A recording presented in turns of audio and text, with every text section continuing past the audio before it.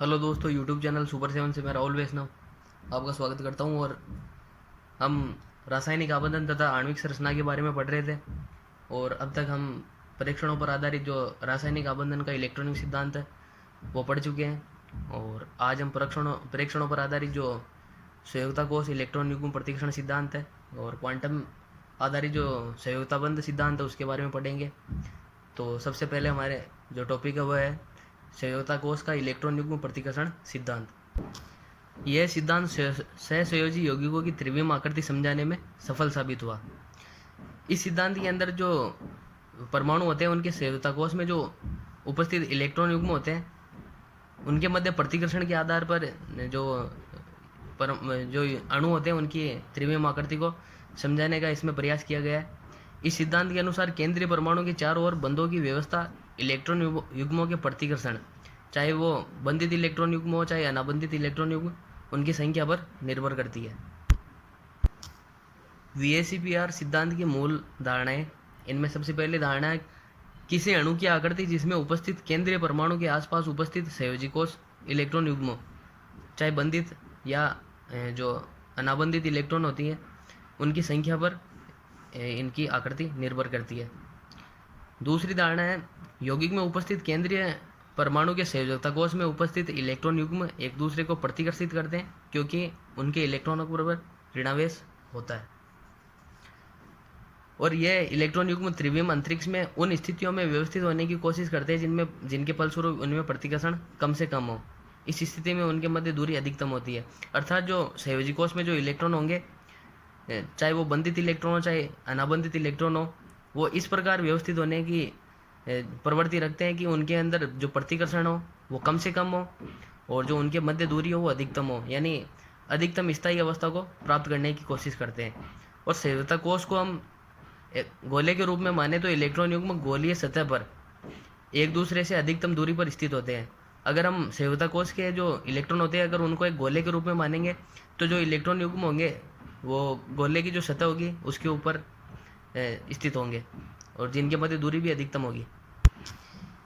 यदि बहुआबंध को एक एकल इलेक्ट्रॉन युग्म के रूप में हो तो इसे हम एकल इलेक्ट्रॉन युग्म कहेंगे, तथा बहुआबंध 2 या 3 इलेक्ट्रॉन युग्म को हम एक एकल सुपर युग्म कह सकते हैं। यदि किसी अणु को 2 या 2 से अधिक अनुनादी संरचनाओं द्वारा प्रदर्शित किया जा सके तो इस स्थिति में VACPR सिद्धांत ऐसी प्रत्येक संरचना पर लागू होता है। अर्थात हम जो किसी भी अणु की जो 2 या 2 से अधिक अनुनादी संरचना होती है उनको हम VACPR सिद्धांत के आधार पर उनकी संरचना को बता सकते हैं। और यदि केंद्रीय परमाणु से जुड़ने वाले जो सभी परमाणु हैं अगर वो सारे परमाणु समान हो तो प्रतिकर्षण भी लगभग एक सा होगा और अणु की आकृति सममित होगी। जैसे BF3 है तो उसमें बोरॉन से जुड़ने वाले तीनों परमाणु फ्लोरीन के हैं तो इनकी आकृति सममित होगी। यदि केंद्रीय परमाणु अलग अलग आकार के परमाणु से जुड़ा हो, उन पर आबंधित इलेक्ट्रॉन युग्म व एकाकी इलेक्ट्रॉन युग्म से घिरा हो तो ऐसे अणु की ज्यामिति विकृत होती है।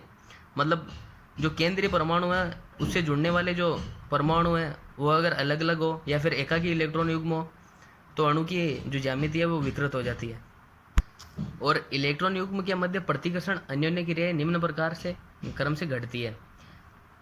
LP यानी जो लोन पेयर और लोन पेयर के इलेक्ट्रॉन होते हैं, यानी एकाकी इलेक्ट्रॉन युग्म और एकाकी इलेक्ट्रॉन युग्म के मध्य जो प्रतिकर्षण होता है उसका मान अधिकतम होता है।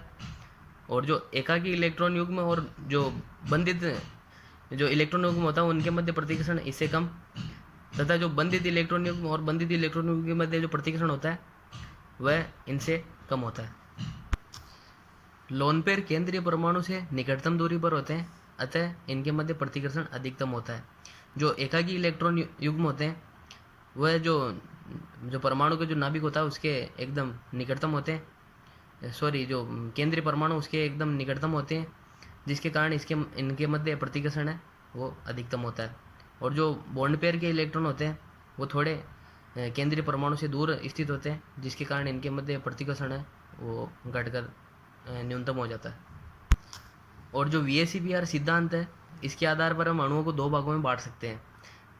पहला भाग वे यौगिक जिनमें केंद्रीय परमाणु पर कोई भी एकाकी इलेक्ट्रॉन युग्म उपस्थित नहीं हो, और दूसरे वे यौगिक जिन पर केंद्रीय परमाणु पर कोई ना कोई एकाकी इलेक्ट्रॉन युग्म उपस्थित हो। अतः इनमें सबसे पहले वे यौगिक जिनमें केंद्रीय परमाणु पर एकाकी इलेक्ट्रॉन युग्म अनुपस्थित हो, उनके बारे में पढ़ेंगे। इन अणुओं में केंद्रीय परमाणु एक समान परमाणुओं वाले इलेक्ट्रॉन के बंदी युग्मों द्वारा घिरा रहता है। परिणाम स्वरूप ये सभी नियमित ज्यामितियाँ प्रदर्शित करते हैं। अब ये सारणी है जिसके अंदर इन अणुओं की ज्यामिति, अणु की आकृति और इनके उदाहरण दिए गए हैं। केंद्रीय परमाणु के चारों ओर इलेक्ट्रॉन युग्म की संख्या, जैसे केंद्रीय परमाणु ए है, इसके दोनों ओर 2 समान परमाणु जुड़े हुए हैं, जिससे इनके मध्य बंध कोण 180 डिग्री और अणु की आकृति रेखीय होती है। उदाहरण के लिए BeF2, अगर जहाँ पर केंद्रीय परमाणु बी और जो यहाँ पे जो समान परमाणु इससे जुड़े हुए हैं वो फ्लोरीन के।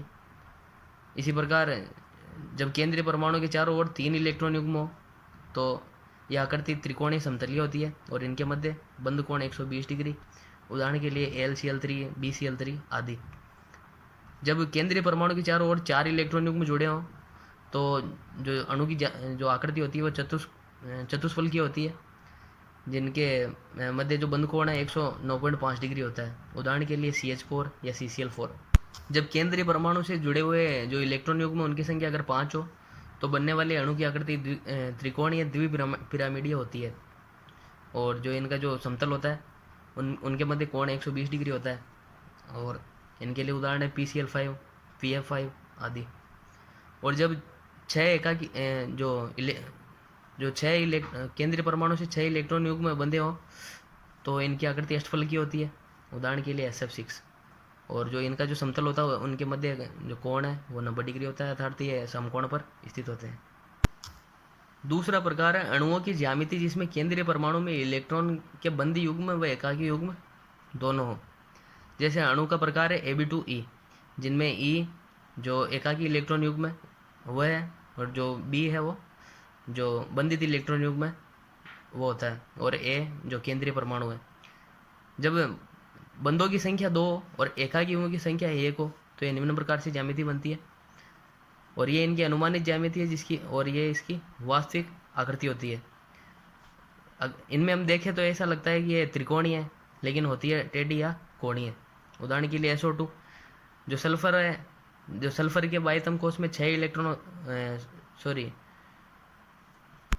इनमें जो S का जो पी कक्षक होता है उसमें जो 4 इलेक्ट्रॉन होते हैं, जिनमें से 2 तो बंध बनाते हैं और 2 एकाकी इलेक्ट्रॉन युग्म के रूप में होते हैं, जिससे इसकी आकृति टेढ़ी या कोणीय होती है।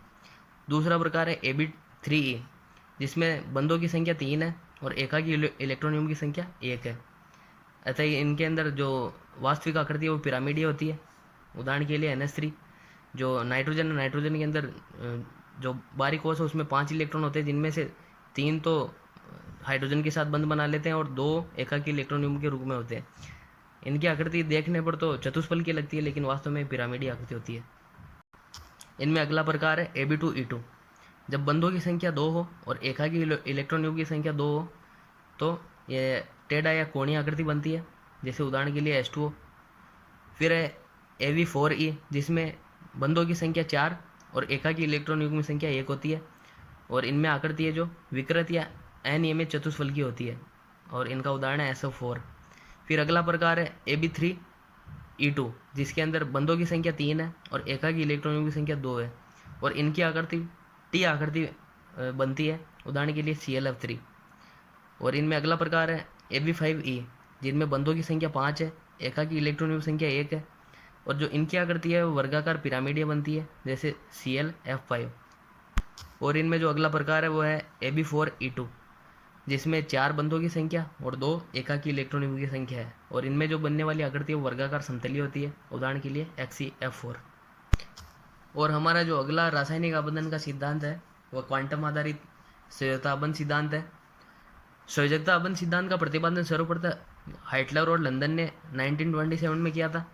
फिर 1930 में स्लेटर व पोलिंग ने इस सिद्धांत के कुछ जो सुधार किए, और इस प्रकार इस संयुक्त रूप से इस सिद्धांत को HLSP सिद्धांत कहते हैं। H का मतलब हाइटलर, L का लंदन, S का स्लेटर और P का पोलिंग। जो संयोजकता आबंध सिद्धांत है इसके जो अभिक्रिया है वह निम्न प्रकार है। पहला अभिक्रिया है इसका न्यूनतम ऊर्जा अवधारणा। इस अवधारणा के अनुसार परमाणु इसलिए आबंधित होते हैं क्योंकि उनकी ऊर्जा में कमी आती है तथा स्थायित्व में वृद्धि होती है। उदाहरण के लिए जब हाइड्रोजन के 2 परमाणु HA व HB एक दूसरे से अत्यधिक दूरी पर होते हैं तो उनके मध्य कोई भी अन्योन्य क्रिया नहीं होती है। लेकिन जब दोनों परमाणु पास पास आते हैं उनके बीच में निम्न प्रकार से नए आकर्षण व प्रतिकर्षण बल उत्पन्न होते हैं। इस चित्र में हम देखें तो दो जो हाइड्रोजन के परमाणु हैं HA व HB, इसमें जो HA का जो नाभिक है वह यहाँ पे, और जो HA का जो इलेक्ट्रॉन है H परमाणु का वो यहाँ पे है। इसी प्रकार जो B हाइड्रोजन का परमाणु है उसका नाभिक यहाँ, और जो हाइड्रोजन B है उसका जो इलेक्ट्रॉन है वह यहाँ पे है। जो इलेक्ट्रॉन और इलेक्ट्रॉन होते हैं इनके मध्य प्रतिकर्षण होते हैं, और जो नाभिक और नाभिक होते हैं उनके मध्य प्रतिकर्षण होता है। लेकिन जो इनके जो नाभिक और जो इलेक्ट्रॉन है इनके मध्य आकर्षण होते हैं। और जब हम प्रयोगों द्वारा जब इनका जो बाद में पता चला तो ये निष्कर्ष आया कि जो आकर्षण बल होते हैं उनका मान जो प्रतिकर्षण बल है इनसे अधिक होता है। अतः ये परमाणु एक दूसरे के पास आते हैं, अन्योन्य क्रिया करते हैं और अपनी ऊर्जा में कमी करते हैं और स्थायित्व को प्राप्त करते हैं। उपयुक्त चित्र से एवं प्रायोगिक तौर पर यह पाया गया कि आकर्षण बलों का मान प्रतिकर्षण बलों से अधिक होता है। इसके फलस्वरूप दोनों परमाणु करीब आते हैं तथा उनकी स्थिति ऊर्जा में कमी होती है, और अंततः ऐसी स्थिति आती है जब आकर्षण बल और प्रतिकर्षण बल के मान है जो बराबर हो जाते हैं और निकाय न्यूनतम ऊर्जा स्तर पर पहुंच जाता है। और न्यूनतम ऊर्जा के स्तर को हम इस अवस्था में हाइड्रोजन के परमाणु आबंधित कहलाते हैं और एक स्थायी अणु H2 बनाते हैं। इस अवस्था में दो नाभिकों के बीच की न्यूनतम दूरी जो न्यूनतम ऊर्जा तथा अधिकतम स्थायित्व के संगत है आबंध लंबाई कहलाती है, तथा गैसीय अवस्था में दो विलगित परमाणुओं से अणु बनने में मुक्त हुई ऊर्जा आबंध ऊर्जा कहलाती है। कहने का मतलब है जब ये ऊर्जा का मान न्यूनतम हो जाता है तब इन दोनों परमाणुओं के मध्य जो जो नाभिक की दूरी होती है वह इनकी बंध लंबाई कहलाती है, और इस दौरान जो ऊर्जा विमुक्त होती है उसे हम आबंध ऊर्जा या आबंध एंथैल्पी कहते हैं। जब ये दोनों परमाणु एक दूसरे से दूर होते हैं, जब इनके मध्य कोई अन्योन्य क्रिया नहीं होती है, तब इनकी ऊर्जा उच्च होती है। जैसे जैसे ये दोनों पास आते हैं तो इनकी ऊर्जा में कमी होती है, और जब ये दोनों अतिव्यापन करके बंध बनाते हैं तब इनकी ऊर्जा न्यूनतम होती है और ये स्थायी जो अणु होते हैं उसका निर्माण करते हैं।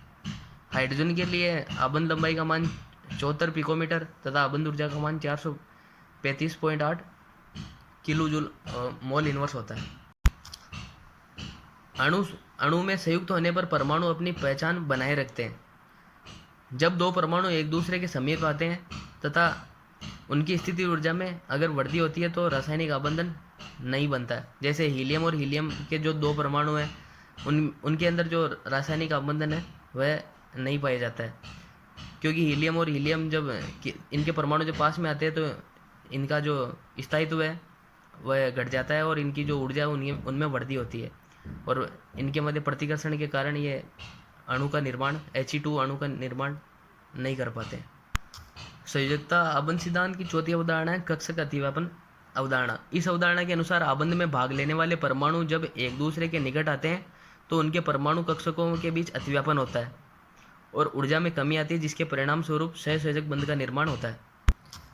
केवल वे ही कक्षक अतिव्यापन करते हैं जो अपूर्ण अथवा अर्धपूर्ण होते हैं, जिनके पास अयुग्मित इलेक्ट्रॉन हो। यानी अतिव्यापन में वे ही कक्षक भाग लेंगे जिनके पास जो इलेक्ट्रॉन युग्म अयुग्मित अवस्था में हो। अतिव्यापन के फलस्वरूप एक नया स्थानीयकृत आबंध कक्षक बनता है जहाँ इलेक्ट्रॉन के पाए जाने की संभावना अधिकतम होती है। और प्रभावी अतिव्यापन के लिए कक्षकों का विन्यास सही होना चाहिए तथा कक्षों में जो इलेक्ट्रॉन का चक्रण है वो विपरीत होना चाहिए। अर्थात जो प्रभावी अतिव्यापन है वह प्राप्त करने के लिए जो इलेक्ट्रॉन होंगे उन जो कक्षक होंगे उनमें जो इलेक्ट्रॉन होंगे उनके चक्रण क्वांटम संख्या के मान भिन्न होने चाहिए। आबंध सामर्थ्य अतिव्यापन की सीमा पर निर्भर करता है। जितना अधिक अतिव्यापन होगा आबंध सामर्थ्य भी उतना ही अधिक होगा। इसका मतलब है कि जितना अधिक अतिव्यापन होगा आबंध लंबाई में उतनी कमी होगी और जो आबंध सामर्थ्य है वह बढ़ेगी। अतिव्यापन कक्षकों के गुणों के आधार पर धनात्मक, ऋणात्मक या शून्य हो सकता है। धनात्मक अतिव्यापन कब होगा? जब pz कक्षक और pz कक्षक है इसकी जो समान पालियाँ अतिव्यापित होगी तो इस प्रकार जो अतिव्यापन होगा वो धनात्मक अतिव्यापन होगा।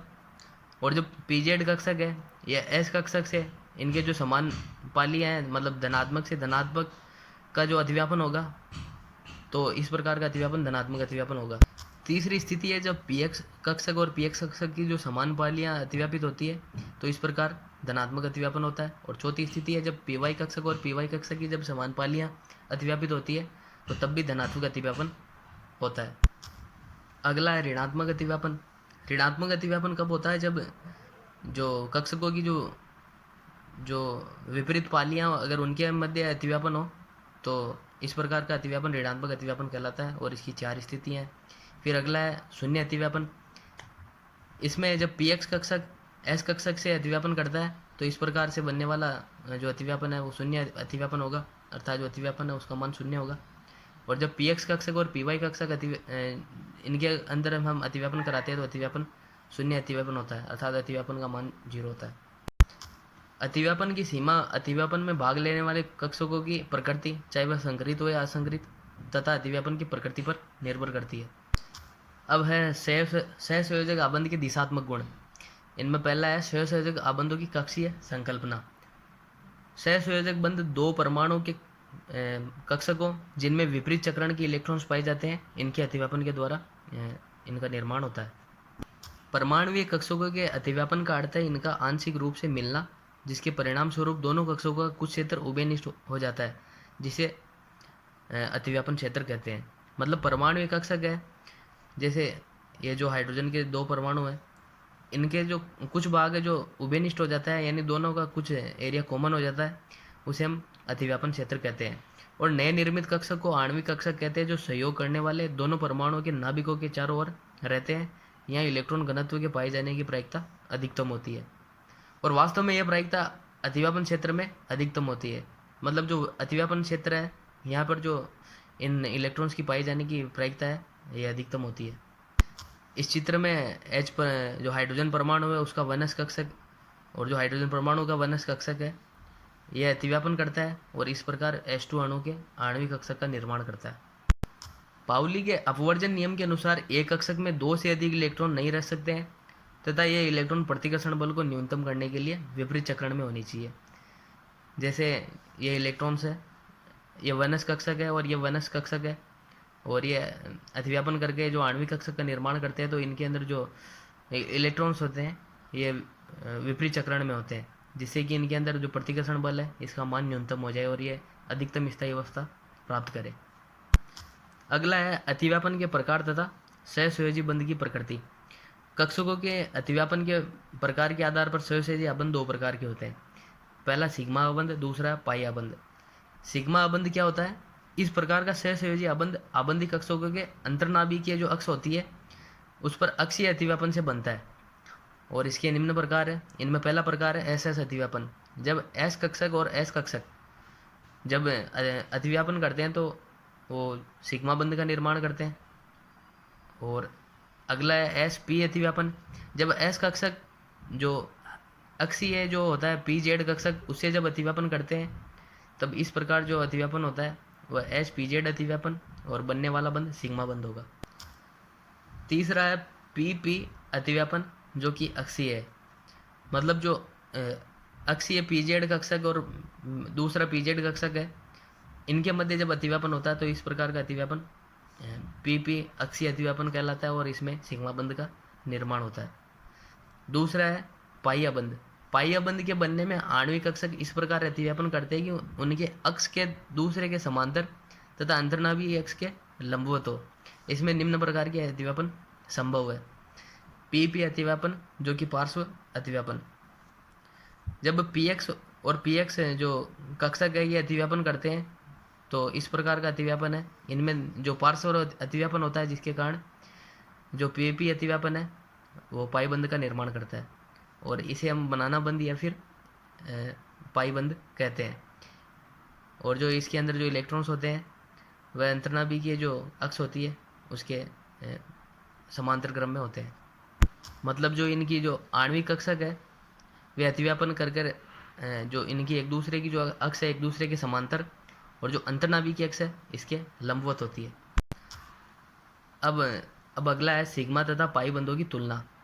सिग्मा बंध क्या होता है? अंतर्नाभी के अक्ष पर परमाणु कक्षकों के अक्षीय अतिव्यापन से सिग्मा बंध का निर्माण होता है और पाई बंध अंतर्नाभी के अक्ष के लंबवत परमाणु कक्षकों के पार्श्व अतिव्यापन से बनता है। मतलब जब अक्षीय अतिव्यापन होगा तब सिग्मा बंध का निर्माण होगा तथा जब पार्श्व अतिव्यापन होगा तब पाई बंध का निर्माण होगा। और अतिव्यापन की सीमा अधिक होने के कारण बंध प्रबल होता है। जो सिग्मा बंध है उसके अंदर अतिव्यापन का मान अधिकतम होता है, जिसके कारण जो बंध है यह प्रबल प्रकृति का होता है। और जो पाई बंध है जिसके अंदर पार्श्व और अतिव्यापन होता है, जिसके कारण अतिव्यापन की सीमा कम होती है और जो बंध होता है वो दुर्बल होता है। सिग्मा बंध में अंतर्नाभी की अक्ष पर एक सममित इलेक्ट्रॉन अब होता है और कोई भी नोडीय तल नहीं पाया जाता है, जबकि पाई बंध में 2 इलेक्ट्रॉन नंबर के ऊपर तथा अक्ष दूसरा अक्ष के नीचे पाया जाता है। इस प्रकार इसमें नोडल तल पाया जाता है। और यह आबंध अकेला पाई आबंध की अनुपस्थिति में भी बन सकता है। और जो पाई आबंध होता है यह हमेशा सिग्मा बंध के साथ ही बनता है। मतलब जब कहीं पे एकल बंध हो तो वो सिग्मा बंध होगा, जब द्विबंध हो तो उनमें एक सिग्मा और एक पाई बंध होगा, और जब त्रिबंध हो तब उनमें एक सिग्मा और 2 पाई बंध होंगे। इसमें हमारा अगला टॉपिक है संकरण। दोस्तों, जो संयोजकता बंध सिद्धांत था वो 1927 में जो हाइटलर और लंदन थे उन्होंने दिया था, और उसका विकास संकरण की अवधारणा प्रस्तुत करके जो पोलिंग और जो स्लेटर थे उन्होंने ये संकरण की अवधारणा इसके अंदर जोड़ी और इसका जो संयोजकता बंध सिद्धांत था इसका विकास किया। संकरण क्या है? एक परमाणु के लगभग समान ऊर्जा वाले कक्षकों के आपस में मिलकर ऊर्जा के पुनर्वितरण द्वारा समान संख्या में समान ऊर्जा तथा समान आकार वाले कक्षकों को बनाने की प्रक्रिया को संकरण कहते हैं, और संकरण में प्राप्त होने वाले कक्षकों को संकरित कक्षक कहते हैं। मतलब एक परमाणु के लगभग समान ऊर्जा वाले कक्षक जो आपस में मिलेंगे और ऊर्जा का पुनर्वितरण करेंगे, जिससे कि जितने कक्षक मिलेंगे उतनी संख्या में समान ऊर्जा वाले तथा समान आकार वाले कक्षकों का निर्माण होगा, और जो ये प्रक्रिया है ये संकरण कहलाएगी। और जो संकरण में जो हमें कक्षक प्राप्त होंगे उन्हें हम संकरित कक्षक कहेंगे। संकरण की आवश्यक परिस्थितियाँ, लक्षण तथा नियम। इनमें सबसे पहले समान ऊर्जाओं के कक्षक तथा समान परमाणु अथवा आयन ही संकरित कक्षक होते हैं, और संकरण कक्षकों का मिश्रण है जो कि इलेक्ट्रॉनों का मिश्रण नहीं है, अतः इसमें पूरित और अर्धपूरित और जो रिक्त कक्षक है वो भी इसमें भाग ले सकते हैं। संकरण में समान ऊर्जा के कक्षक ही मिलकर उतनी ही संख्या में संकरित कक्षक बनाते हैं, जैसे 1s और 3p कक्षक मिलकर जो 4 समान ऊर्जा वाले संकरित कक्षक बनाएंगे। संकरित कक्षक केवल सिग्मा बंध का निर्माण करते हैं। पाई बंध बनाने वाले p कक्षक संकरण में भाग नहीं लेते हैं, अतः पाई बंध की उपस्थिति ज्यामिति को प्रभावित नहीं करती है। संकरित कक्षक स्थायी आबंध बनाने में शुद्ध कक्षकों एसपीडी की तुलना में अधिक सक्षम होते हैं। अर्थात जो स्थायी आबंध होगा उसके अंदर संकरित कक्षक है, वो जो शुद्ध कक्षक होते हैं एसपीडी इनकी तुलना में अधिक सक्षम होते हैं। किसी अणु में संकरण के दौरान केंद्रीय परमाणु की ऑक्सीकरण अवस्था उसकी उत्तेजित अवस्था में अयुग्मित इलेक्ट्रॉन की संख्या के बराबर होती है। मतलब जो केंद्रीय परमाणु है जो उसकी उत्तेजित अवस्था होगी उसके अंदर जो अयुग्मित इलेक्ट्रॉन की संख्या होगी वह उसकी ऑक्सीकरण अवस्था के बराबर होती है। संकर कक्षक स्थायी अवस्था पाने के लिए त्रिविम में विशिष्ट दिशाओं में निर्देशित होते हैं। इसके कारण अणु की आकृति निश्चित ज्यामिति होती है। और संकरण के लिए इलेक्ट्रॉन का उत्तेजन आवश्यक नहीं है। संकरित कक्षक अपनी ऊर्जा न्यून रखते हैं। मतलब जो संकरण है इसकी प्रक्रिया के लिए इलेक्ट्रॉन का उत्तेजन जो हमेशा आवश्यक नहीं है, और जो संकरित कक्षक अपनी ऊर्जा का न्यूनतम मान रखते हैं। और विभिन्न प्रकार के संकरित कक्षकों को विभेद के लिए इन्हें sp, sp2, sp3, dsp2, dsp3, sp3d और sp3d2 इत्यादि द्वारा इन्हें प्रदर्शित किया जाता है। और एक परमाणु विभिन्न परिस्थितियों में भिन्न भिन्न संकरण अवस्थाएं प्रदर्शित करता है। जैसे कार्बन है, जब sp संकरण प्रदर्शित करता है तब इसमें त्रिबंध पाया जाता है। sp2 संकरण प्रदर्शित करता है तब इसमें द्विबंध होता है। और sp3 जब इसमें संकरण होता है तो एकल बंध के रूप में संकरण अवस्था प्रदर्शित करता है। अब हम संकरण के प्रकार पढ़ेंगे। जब sp संकरण होता है तो ये रेखीय संरचना प्रदर्शित करता है। sp2 संकरण होता है तो समतलीय त्रिभुजीय, और जब sp3 संकरण होता है तो चतुष्फल की संरचना होती है। इसी प्रकार जब dsp2 संकरण होता है तब ये आकृति वर्ग समतलीय संकरण और जब sp3d या dsp3 संकरण होता है तब आकृति अणु की आकृति त्रिकोणीय द्विपिरामिडीय होती है। और sp3d2 या d2sp3 संकरण जब होता है तब आकृति अष्टफलकीय होती है। और जब sp3d3 संकरण होता है तब अणु की आकृति पंचभुजीय द्विपिरामिडीय होती है।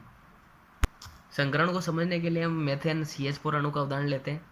जो कार्बन है, जो इसका केंद्रीय परमाणु है, जिसका मूल अवस्था में इलेक्ट्रॉनिक विन्यास, ये इसके 2s कक्षक में 2 इलेक्ट्रॉन और जो 2p कक्षक होते हैं उनमें 2 इलेक्ट्रॉन होते हैं। और जब ये उत्तेजित अवस्था में होता है तो ये 1 इलेक्ट्रॉन इसके 2pz में चला जाता है। और इस प्रकार ये 4 जो अबंधी इलेक्ट्रॉन होते हैं और इनके साथ जो हाइड्रोजन के 4 विपरीत बंधी जो इलेक्ट्रॉन होते हैं वो इनके साथ बंध बनाते हैं।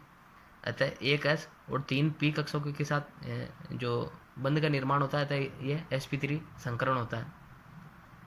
इसके लिए 1 s कक्षक और 3 p कक्षक मिलते हैं और 4 अपनी ऊर्जा का पुनर्वितरण करके समान ऊर्जा वाले 4 जो उनका संकरित कक्षक है उनका निर्माण करते हैं। और इसकी आकृति है जो sp3 संकरण होने के कारण इसकी आकृति चतुष्फलकीय होती है। और इस प्रकार ये जो sp3 संकरण को प्रदर्शित करते हैं। दोस्तों आज के लिए इतना ही, और हम अपने अगले वीडियो के अंदर अणुकक्षक सिद्धांत और हाइड्रोजन बंध के बारे में पढ़ेंगे।